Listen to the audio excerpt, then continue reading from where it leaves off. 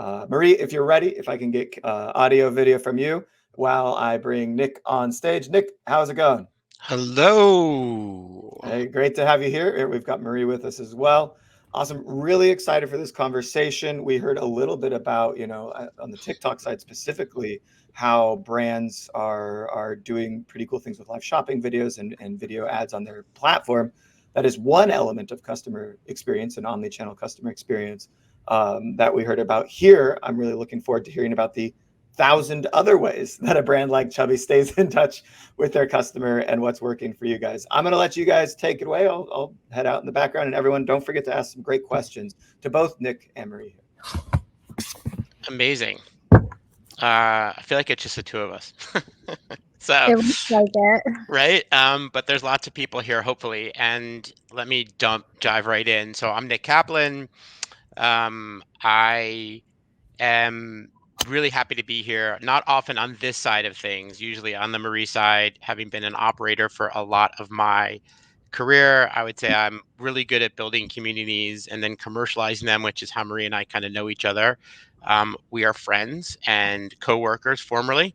I am currently a partner with Rick Watson at RMW Commerce, as well as working at Pattern Brands, and I'm excited to be here with you today. So other than the things I've just said about you, give us the quick 411 so we can dive into this very amazing topic.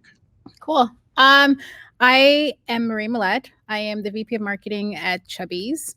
It's a swimwear casual brand for men's. I'm so happy to be having this conversation, Nick. You know, I never do these things, but I know. It's a test. I know. I be doing them.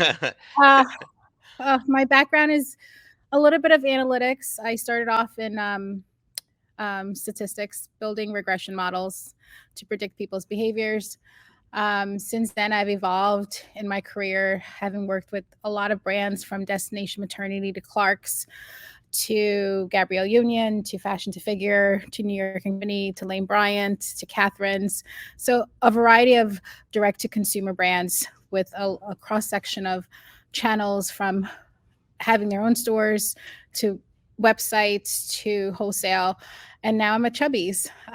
It's my first men's experience, and it's been a lot of fun. The brand is a lot of fun, and we're doing a lot of fun things. I like Chubbies. I think it's cool. And I think I'm going to go off script.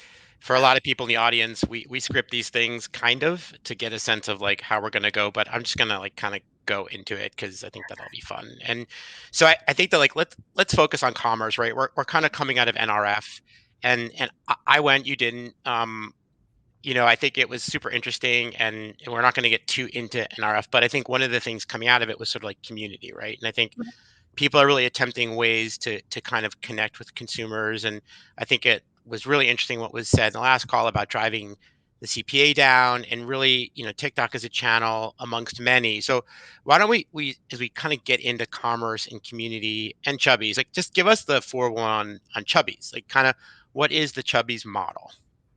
I think we're all about community. That is like first and foremost.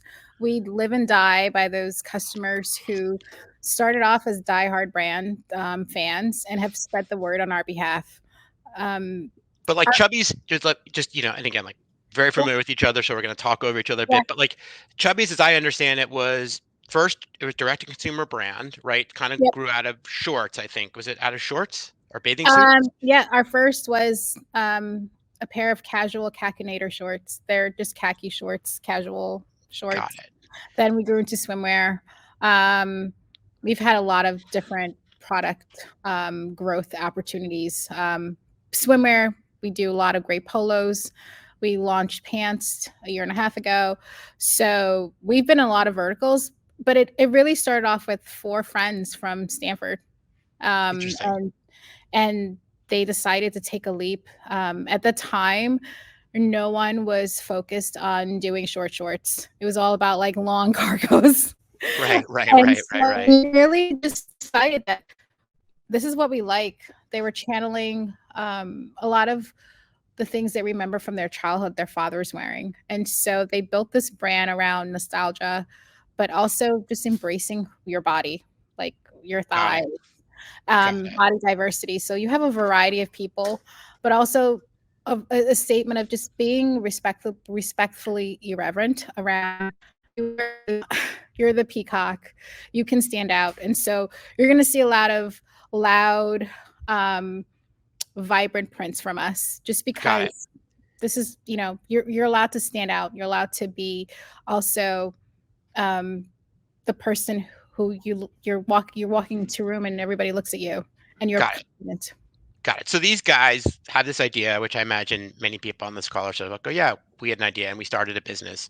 Yeah. And they began in a category with a product. They got really good at it in a single channel.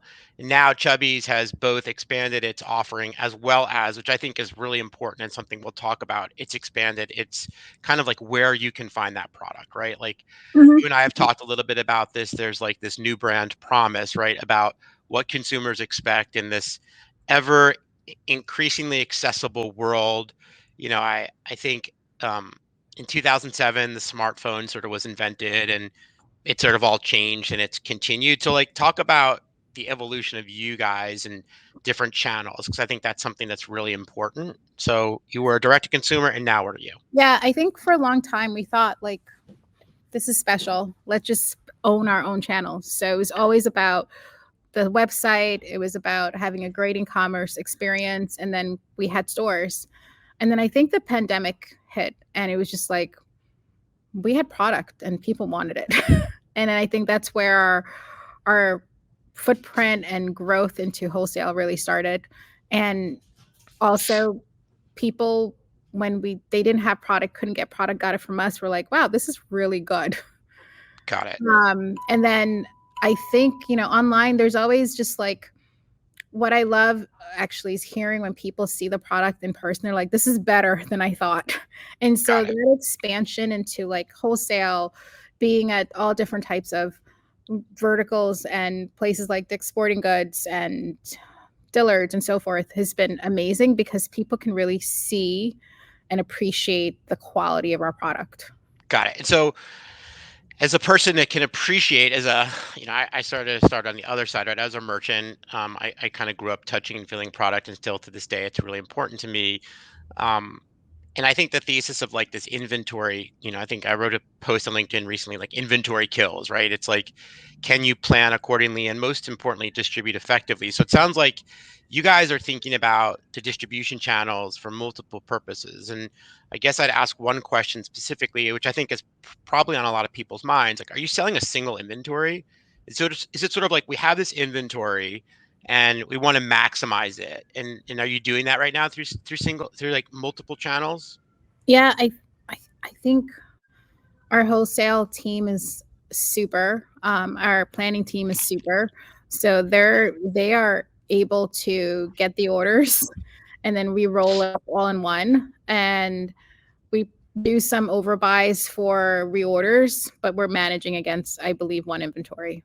Yeah, that's amazing. And I think that's something that I think is so important, as I think technology becomes more and more democratized. And I mean, we're on a pipe, we're on a pipe conference. So I will say, I'm very familiar with the product. And as you think about like this middle layer, right, of like inventory, as companies like you guys who are larger have multiple distribution inbound points where it's like coming to the West Coast, it's coming to the East Coast, or it's international, and you have to manage that inventory.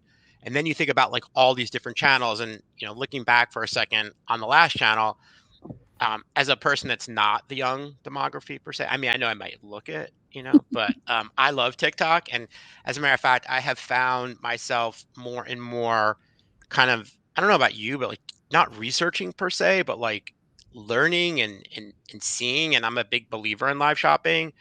And I think having all these different channels is important. So I think as we kind of move more into the customer experience engagement and how these channels, right, are able to sort of easily be plugged in. Like Yeah. I know from our past experiences in our old life at New York and Company, when we were kind of running fashion to figure, um, to get anything kind of done was like a major, like we had to build a custom solution. There was no real easy plugin. So it wasn't like, oh, hey, Marie, do you think we should sell on TikTok? It would have been like, wait, we have to go to IT, we have to go to all these different partners, right? Now it's so much easier. And I think you guys are on Shopify. You're on headless Shopify, if I'm not mistaken, right? But Correct. it's so you do have this ability to like go out there, like many of the people I hope that are on this call have the ability to do. So like, let's just kind of punctuate that you are selling a single inventory, which is great in many places. And how does that, as a true customer person, like how does that help you? I mean, how does that help you with as we get to the customer experience, engaging those people, like how does that help you get customers I and keep them? Yeah, I think it's about having the right inventory, the right place, the right time. Because I think my understanding, because I don't particularly manage inventory in particular for all the channels, but I do know that the goal for the brand is we're not over inventorying and keeping cash on the shelves. So they're still very diligently planning and how the flow comes through, but it's against one main goal. Got it. And then, like, for example, if the black short is exceeding expectations in one channel, easily being able to move it if it's slow on another channel, right, without any expense. Because like, at the end of the day, we need to sell all 100 that we bought, whether right. it's 30-year plan here, 30-year plan there. Right. And if you sell the last 10 at like negative margin, it's like all for naught, no matter how low your CPA went.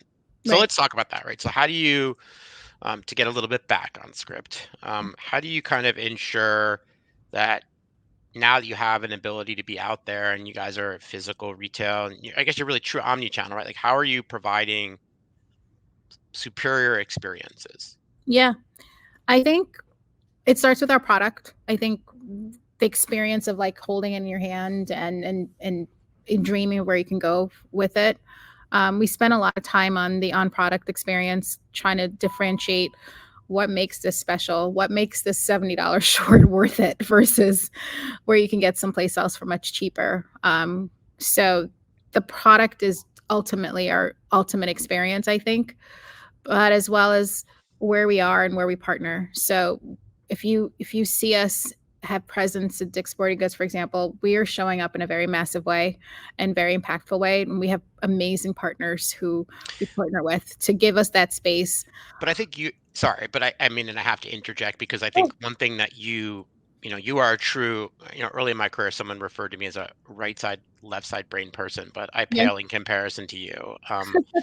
But you invest a ton in like content, right? And you're doing a really good job Yeah, I was on gonna get to your platform, right? Like you that. Yeah, I was guys gonna have get to figured that. out ways. Okay. Yeah, yeah. So like I Yeah, think again, like the direct to consumer piece, like how you're doing that, because that's where the margin is, right? yeah, I think all these ancillary things drive exposure, awareness, and right? Turns inventory, converts to cash, but like your branded experience and your site. So talk a little bit about like, because I think that's really important. yeah. I mean, we are plan out ahead. We're very much synced up with the product calendar, but also what we need to execute across all the channels. So our content um, isn't created for fun. It's created to have fun for the customer to enjoy, but to support our sales plan. And so we're very clear about, hey, we're going to launch this product. We need to launch it across multiple channels, but what we know is what resonates with our customer and our followers. So it's going to be an unboxing and it's probably not going to be overproduced because it's going to go on social, and social needs to just be more organic and true to what the regular guy wants and to see. On our site, you might see a slightly different twist, but you're going to see the authenticity of the brand come through. We just do things that are fun across. Fun is a thread across all of our content creation, and we create a lot of content. And you're weaving, and sorry, you're weaving that into your site experiences. I think like you Yeah, we're guys, moving into the site experience. We're also spending a lot more time on our product PDPs. I think most of the time people spend a lot of money on huge editorial shoots. The picture that converts needs a lot more attention than I oh think my a lot of gosh, people have spent money s- focusing on. And so so much. we spend a lot of time. What are the details? What are the flat lays? How can we show them every single aspect of the product so that they can make the right decisions? Right. It's so interesting you say that because I think as we talk about like direct to consumer and the omni-channel piece, it's like everyone talks all about strategies and product, and ultimately it's like two things, right? Everything that you do has to equate to either more visits, right, from existing or new customers, and like improving your conversion. And I think that like if you sort of begin to reverse engineer from that, and you think about distribution points, and you think about where you can connect with your customer, if you think through that lens, it makes it really, really powerful versus just taking action, which I think is also really important to kind of know. We found that like our fabrics, a regular shot of the fabric is just not good enough. We need a macro shot so they can see the weave details. So we spent a lot of time really trying to understand and doing focus groups and speaking to our customers, understanding that, oh my God, this is working in stores, but it's not working online. What's missing? It's the true experience of touching. And so how do we make that as real as possible on our website? Because they're getting it in person. And so we're really testing and leveraging more video. But for us, it's like the content on socials, the content on the website, but really my focus has been in the last 6 months, the content on the PDP to drive conversion. Got it. And that makes total sense. And I Yeah. think, hopefully everyone does that. I mean, that should be table stakes, but unfortunately, from a lot of the experiences I've had, I don't think that they do. But I think that's important then to kind of go to like the next thing, which is to talk about like the competitive component, right? Yeah. As again, the barriers to entry break down, and anyone can go get a Shopify site and product through, I mean, even through like Alibaba or like Temu or all these like crazy places, and people can create content and sell. I mean, how do you stay in a very competitive direct to consumer world? Like, how do you stay competitive, and like how do you make your brand separate? I think we just don't take ourselves too seriously. Like we just don't. Our name is Chubbies, and we just don't take ourselves too seriously. I also think there's innovation. I think we're every season we're releasing things that are novelties that are different. Like you won't find them anywhere else.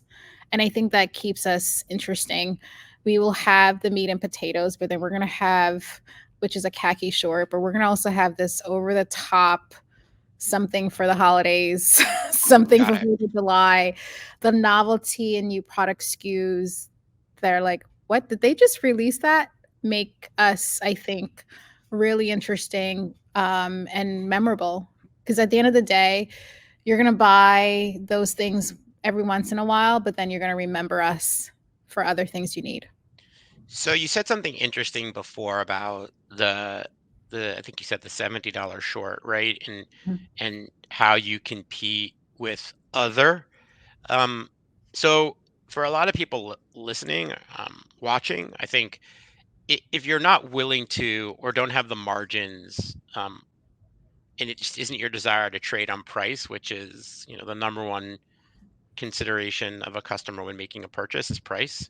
I mean, then what is it that you're doing through your site experience or through your brand extension to sort of compete? Like what do you do? I always tell people that it's the vibe that we're setting. We're vibe setters.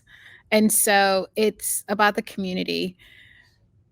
If you've But ever give us seen, that, in like no, tangible, no, like, but I'll tell you, because I get it, right? But like I you, think no, but it's literally the experience of seeing the other guy and you recognize that they're part of your tribe. Like that truly is the community building part of Chubbies. And you see the shorts and you're like, yep, I know exactly where he got it from. We have the same mindset. We are in the same page. It's like when you see other people driving a Jeep and you can like flag them. It's being part of that community of people who want to have fun, who live life fuller. And it's this connective tissue. And when I got here 2 years ago, I really tried to like dissect it and put it into a formula. Ultimately, it's that feeling that you get when you put on a pair of shorts from Chubbies. got it. Do the Chubbies customers drive Jeeps also? Maybe. I'm sure they do. But I do think it is really interesting to say that, right? Because I think that oftentimes, um, when thinking about strategy, people think more tactically or goal orientation. A strategy is like saying like, it's something that you're going to be and how you're going to be it. And I think that that's really interesting to say like we're going to be this for this consumer and build a community of these consumers and extend our product category for these consumers. And that's our business. Yeah. Whereas I think people are always thinking about like the accessibility of technology or product or the necessity of expansion. And often then what happens is they become nothing, right? They Yeah. just become like, You know, right? I think when I got to Chubbies, I was like, I can sell shorts, I can sell swimwear. And I quickly realized that anybody can do that. At Chubbies, we sell fun. And so when you take the product and you put it in the right context and you associate this brilliance of like everybody wants to be youthful, everybody wants to be fun with your product. And that's my goal. My goal is to build the association of youthfulness and fun and irreverence in a respectful way. That's what I want people to remember. And when they're looking for and seeking that feeling, and who doesn't want to feel youthful and fun, they're going to remember Chubbies. I want to build Right. that association. I don't want to sell shorts. I want to sell the idea that you have the best time of your life in our shorts. But from a technology perspective, right? And just Yep. sort of like from a product perspective, digital product. Yep. I mean, like I guess how are you using it? Like how are you taking the mantra and sort of what I'll say the value set and the commitment to this consumer and then like improving simultaneously page load times or the ability to sort of offer alternative means of selling or driving conversion, right? Like how are you kind of rubber meeting the roading it? Yeah. So there are a lot of things we are constantly experimenting. Probably we have like a few homepages going at the same time. So while we're being fun and irreverent and selling the experience, we're also constantly testing. So the creative gets tested constantly and optimized. So there's a whole team doing that. Um, we are constantly driving. Where do we drive the people from our ads? It's like for every ad you see, there's multiple tests that we're all constantly optimizing and going back to, because sometimes what happens is like it gets tired and then 6 months later it starts working again. So we're always testing against what we've learned just a little bit and optimizing very quickly. So home pages, where we're landing, where we're driving people. We've also tested the experience of where you come from. Should you get a different image? And so really trying to understand what makes you tick, how fast you get to the product that you're Yeah. looking for. I can't emphasize that enough too for people. The notion of A/B testing. I was in a meeting the other day at NRF and someone said, "Why isn't it BA? Can it be BA testing?" It's like, no, it's got to be A/B testing. But I think that people think legacy and think the inability to do it because it requires resources. But I would really encourage people listening to do it. I mean, I think that you have to be testing all the time. And if you're not failing, you're not learning, you're not evolving. So it sounds like you guys have created a culture with your digital product and your ideation around technologies and evolution of like failing fast and testing a lot. I mean, is that Yeah, that's a fair? I chance. mean, But also lots of experiments. lots of experiments, but always willing to go back and try something because it something we're ahead of our times. Um, Well, so you can't. I mean, I think that's another problem too, right? Just to let you noodle on this, to talk to the group. I mean, I find it so interesting that, especially in my work now with Rick, everyone comes to us, or I should say everyone. People come to us with a couple of problem sets. One is like transformation out of necessity, and it's like you don't want to raise capital when you need capital. You want to raise capital when you don't. You don't want to evolve your business and go into a new selling channel because you have to. You want to go into a new selling channel because you should. You should always be changing. So how do you guys think about that? I mean, if you're thinking about like the bell curve, right? Like, are you kind of trying to be an early adopter with the technology? Are you trying to like be more on the front end, or as it sort of becomes more common, like TikTok shops, right? I think that that's super interesting. yeah, I'm hearing a lot of mixed things. Mostly, like everyone's interested in it. I yeah. think people are trying to figure it out. It's like talk about how you think about what's your consideration set for you? Yeah. And I think we're a little bit all over the place in terms of what areas we're ahead of the curves on so and you're what. normal. Yeah. So I would say, I think we were not a lot of Shopify sites are headless, so we're headless. Like, so we took that leap. But it was built upon the strategy that where we're heading on the stack that we have and what's next for us in terms of the experience we want to create for the customer. But we're also know that we're way behind on YouTube and haven't approached that, but we are way ahead. YouTube as a organic channel, or YouTube as Both, a both. interesting. But we're also way ahead on like the TikTok and Instagram for our competitive set of like what we've accomplished there. And so it all depends. I think as you look at the goals, we shift all the time, but it's knowing you're behind sometimes that's good and understanding what it takes to get there and the priorities you need to accomplish for your business. And I think on top of that, would you say an organization needs to be agile? I mean, there needs to be this like willingness, right, from kind of top to bottom and bottom to top, and in an org that's sort of designed in a unified way. Whereas orgs I've historically been a part of have this crazy divorce between like the merchants and who owns the product and the marketers and who owns the technology, and they're like divorced. But talk about that, like the kind of the organizational's Ah, agility, the I organizational I don't agility. see I don't see the divide here. I completely what we're talking about, but there's a lot of we're buying a million units and we're gonna all hold hands together. But I think, we're kind of like joking, but I think it's really important Yeah. because we're all in it together, right? And I think organizations are like, we're gonna buy something and then we're gonna give it to someone else and they're gonna sell something, and that's just not the way of the future. It's like we're all thinking about how we're gonna sell at the end and what we're gonna buy at the beginning, Yeah, which I think is important. absolutely. So merchants come to our photo shoots because they're invested. Like everyone's That's so rare, invested. I know it is rare. but Um, it's so awesome. it is because we all have to align and there's a lot at risk. There's a lot at risk and our performance is at risk. The product sales are at risk. So getting that alignment and it's nuances that you can only see in person. So they're there. But how about in terms of, and then I want to kind of get on to like, future outlook and talk a little bit about that, which I think is important and interesting. But like talk about how the organization is involved in the site experience and technology and product. Like those are also kind of areas of, this is my sandbox, my playground. Like don't come in here. So a lot of conversation, a lot of openness, like even selling channels, right? Who's involved in I those thoughts. I think it comes down to culture. Our company culture doesn't have we don't have those silos. So I think when I first got there, I'm like, I do marketing. I'm only going to worry about marketing. It doesn't make a successful Chubbies employee.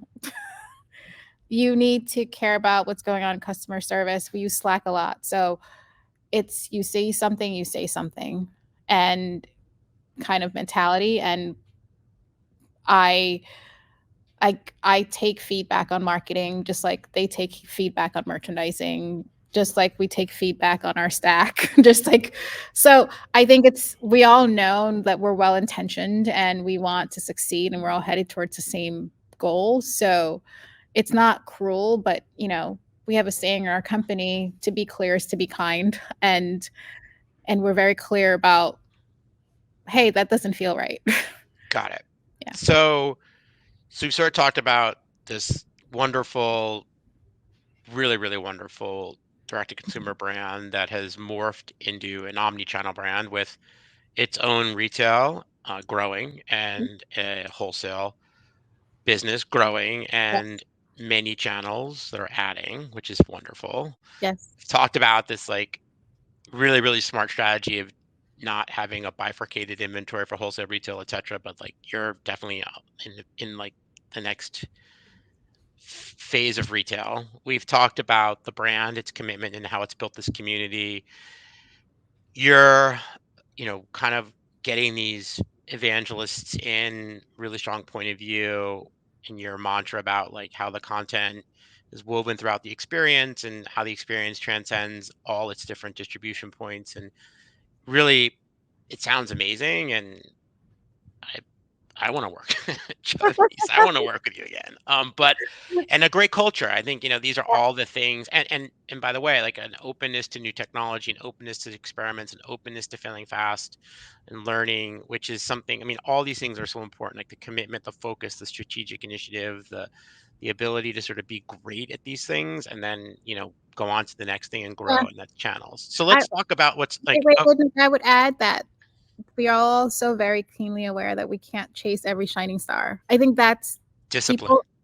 Discipline. And we have a great president who's able to like, nope, we're not chasing that shiny star. It looks good. It sounds good. No, we're going to stick Right? to the plan and the path. And I think that's critical for a marketing plan. And I try to do that for our marketing team, but for every strategic thing, because there are a lot of things entering the space, and you have to stay disciplined and not fall for every shiny star that comes across. Yeah.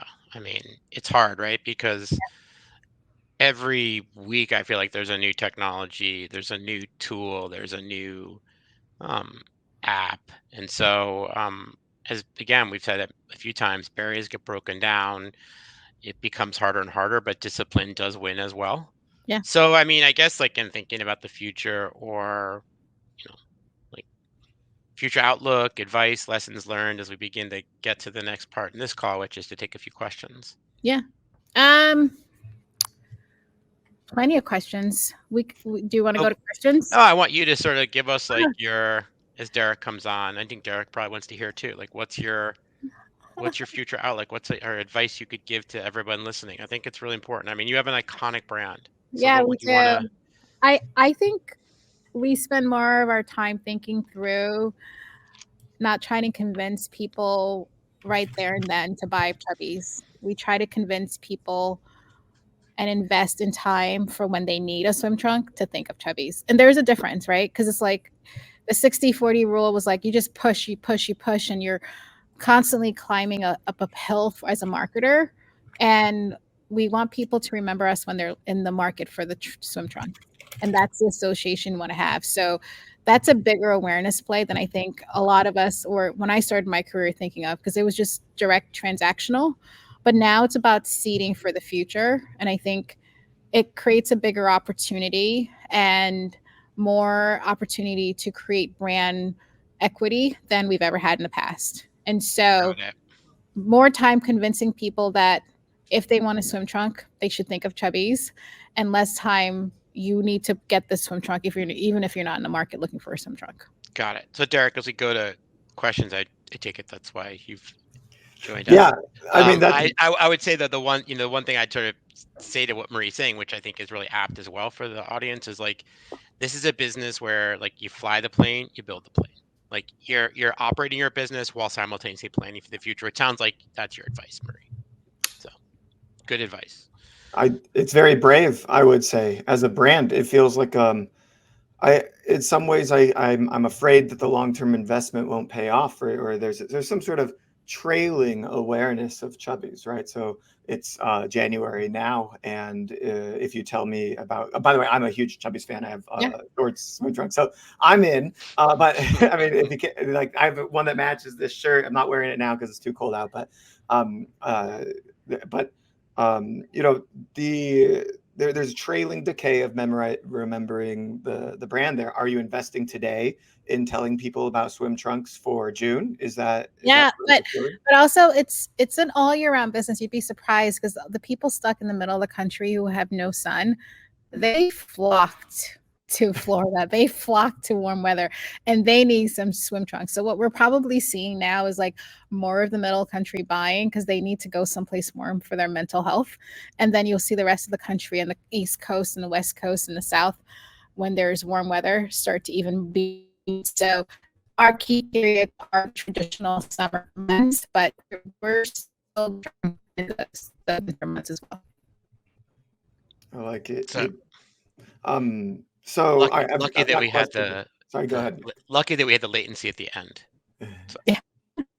We've got a lot of great questions here, so I'm gonna start with what I think is probably the most esoteric of the questions, which is, can social commerce contribute to the growth of conscious consumerism and sustainable product choices?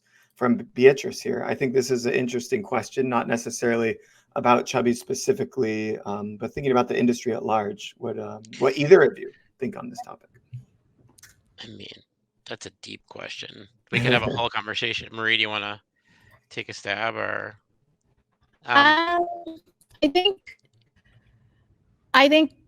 it can contribute to the growth, but I think what I know that we do and I've done in other brands is you have to do your part, right? You have to do your part in the brand. So our part is like the materials we use, the how we ship, how we try to combine and decrease our footprint. It's our part. It's not the biggest part, but if we all do our little part, I think it'll be helpful.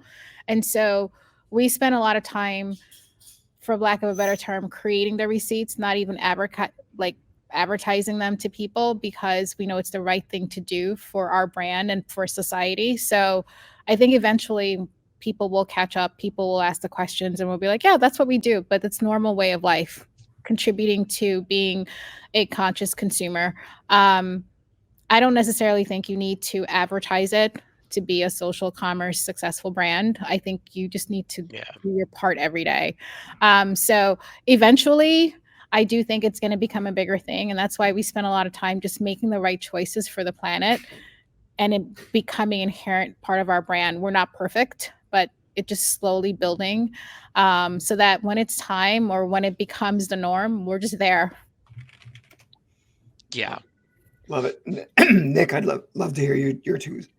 I mean, I think that the consumer needs to kind of join us in this. And I've said this before, which is two parts, right? One, I think every kind of company needs this as a North Star. I think it's kind of table stakes.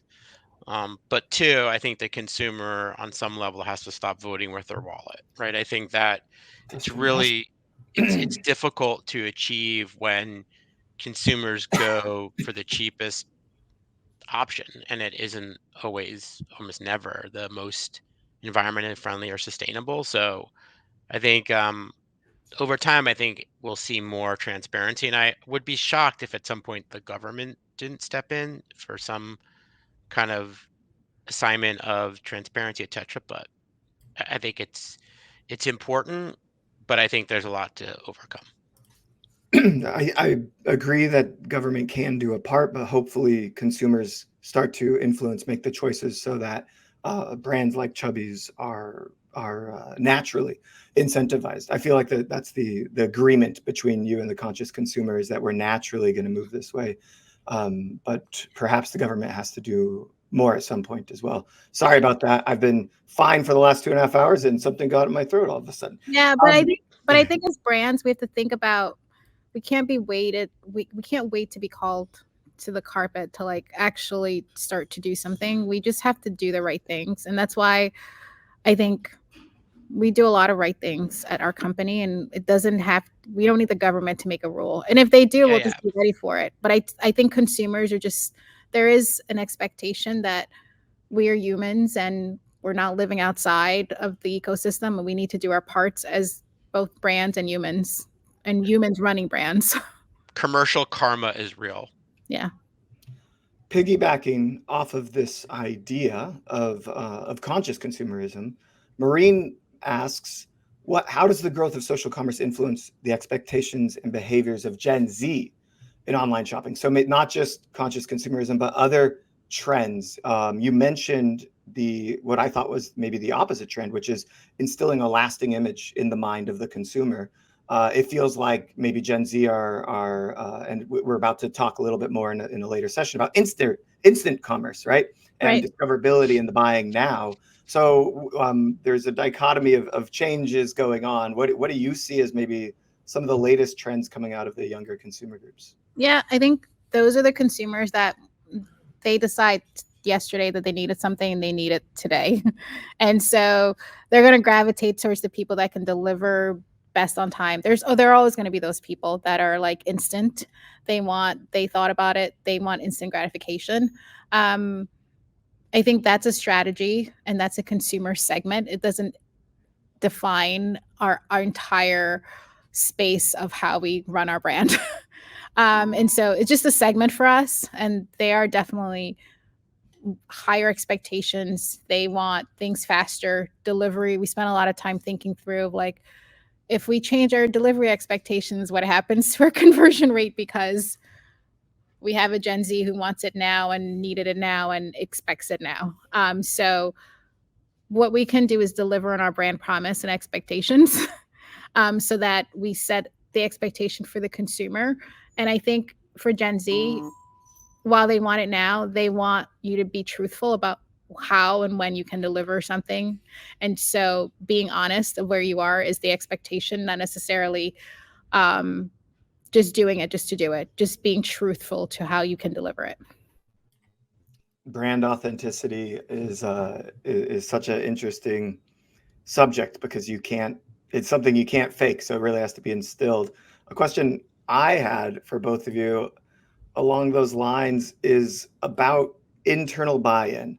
I think maybe at Chubbies, this isn't a struggle, but maybe for both of you, I've also been in e-commerce myself in past situations, things like testing fast, failing, the idea of building community or investing in a long-term, like I said, being in that in the mindset when they purchase, not trying to sell them today.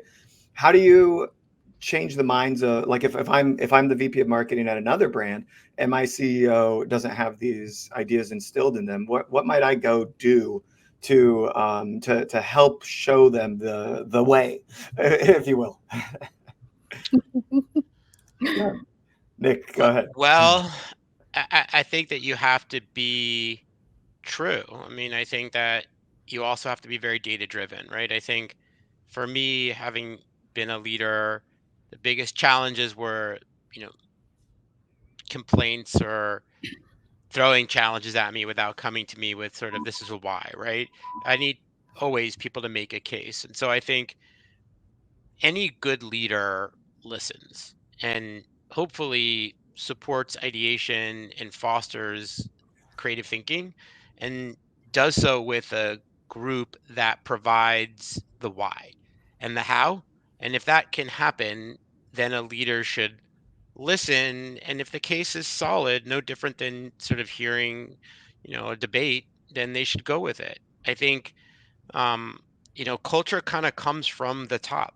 um, Open-minded people that have an understanding of a direction and a commitment to Marie's comment before about discipline, and aren't managing to a stock price or managing out of necessity or desperation, and are staying the course and winning and losing as such, are inspirational. And if you're in an environment that's not like that, or have people on your team that can't buy into that, then go through the difficult choices of moving on. But the world lives in creative thinking and data supporting it and setting up experiments.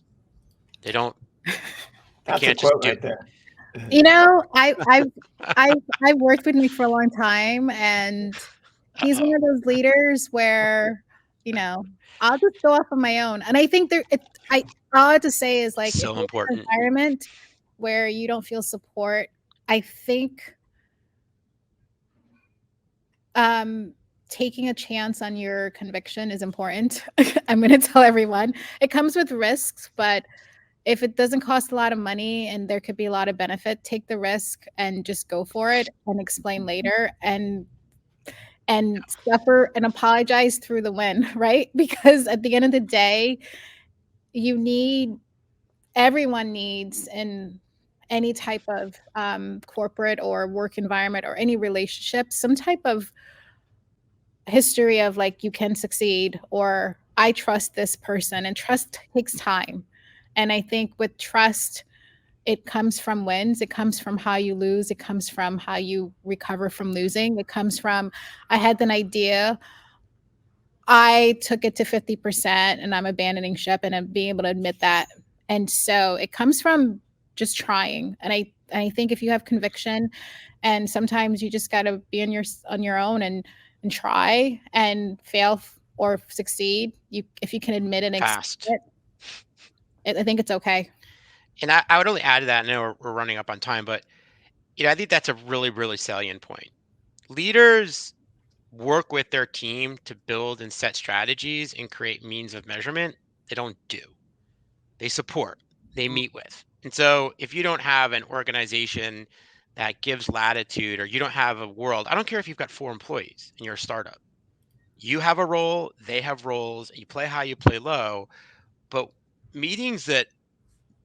organizations that meet a lot don't meet about progress and strategy. They overly meet because they're poor communicators and they're misaligned. And so set a strategy that's a vision and a how, develop ways of measurement, and then go to execute, and hire and work with people who get it and can be given your trust to go out and succeed or fail. Because guess what? You're always betting in this business.